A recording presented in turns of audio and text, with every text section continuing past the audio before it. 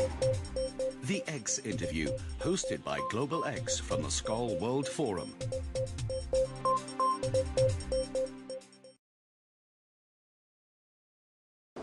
My name is Roshaneh Zafar and I'm an economist by training. However, throughout my career, I had to unlearn what I learned in college about economics. I come from Lahore, which is one of the largest cities in Pakistan. And after my initial education, I went to the United States to study, and I studied economics with the idea that women from my part of the world must have a career and they must have economic opportunities where they can earn their own living. However, while I was there, I got very enthused by the idea of working with women from low-income communities, and I realized that it was really not going to be my forte to work with people, wealthy people, to make them even wealthier. And I decided to switch from finance, which is what I was studying, to development economics.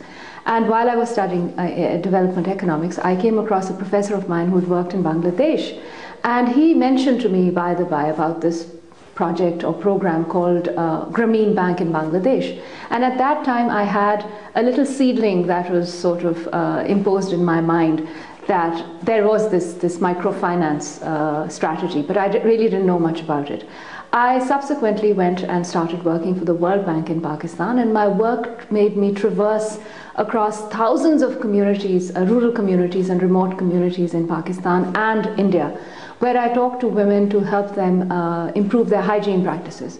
And across the board, the answer I got from the women that I spoke to was that we have the same aspirations as anybody else, even living in a city or from a middle-class background. We want a better future for our children. However, we are devoid of economic opportunity. You think if we didn't have money, we would not put shoes on our children's feet and we wouldn't give them better food to eat. We simply can't afford it. So this question kept coming up, and I realized the work that I was doing about helping engaging local women to improve community-based hygiene practices was really not going to work unless people had economic choices at their doorstep, and particularly women. While I was thinking along these lines, I sometimes think that fate has a lot to do with the choices that you make. And somewhere, some god was sitting up there deciding that this is what I had to do. And one day at a conference, I happened to be sitting next to this gentleman whom I did not know, and we started talking. And while I was talking to him, he put forward his card, and guess who it was? It was Professor Muhammad Yunus of the Grameen Bank. And then I started this development dialogue with him for a couple of years. And it was really exciting for me to learn about microfinance directly from the guru. For 2 years, I would send him questions about how the World Bank was failing to reach out to the poor and how it was failing through its development strategies to help poor people improve their lives. And he would send me back these amazing stories, these amazing testimonials of how Grameen was changing the life of poor women. And in 1994, I left my job and I wrote to him. And in response, he sent me a ticket to Dhaka. And there's been no turning back. And I set up my own microfinance institution in Pakistan, which is today the third largest microfinance institution in the country. When I first started working in the field and began interacting with women, I had a lot of myths in my head about how women lived in low-income communities. And one of the myths was in my head that women are not mobile, they don't interact or transact business with men, and they're not out there running businesses. However, I'm going to share a story with you of the first day that I went into a low-income community.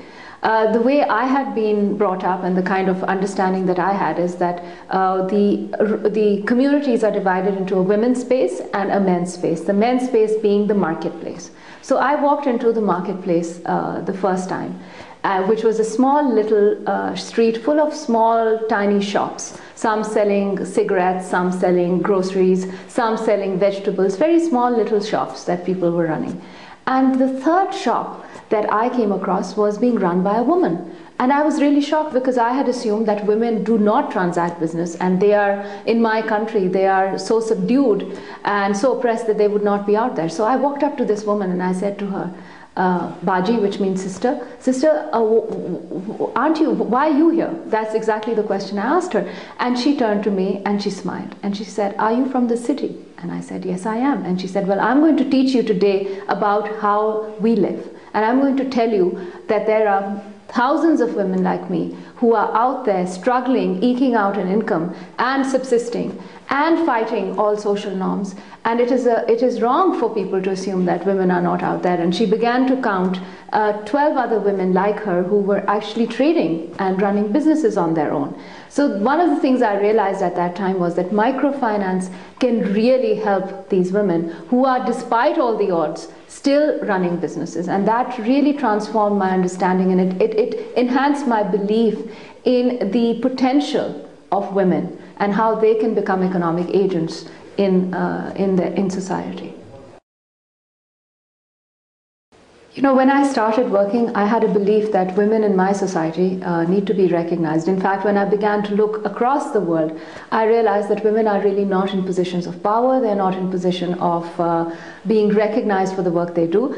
And when I look at the world in the future, I really want to see a world where women are being gainfully recognized, and they have the affirmation to do what they want to be. They can be homemakers, they can run their own businesses, and particularly in my country, I want to see women educated.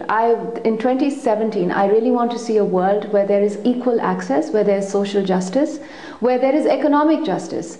I want to see a world where women, and I see the trends, I see that happening. I see that there is a lot of understanding now that economies, there's a lot of research that's come out that countries cannot, or societies cannot progress without 50% of the gender, which is women, being part of that process.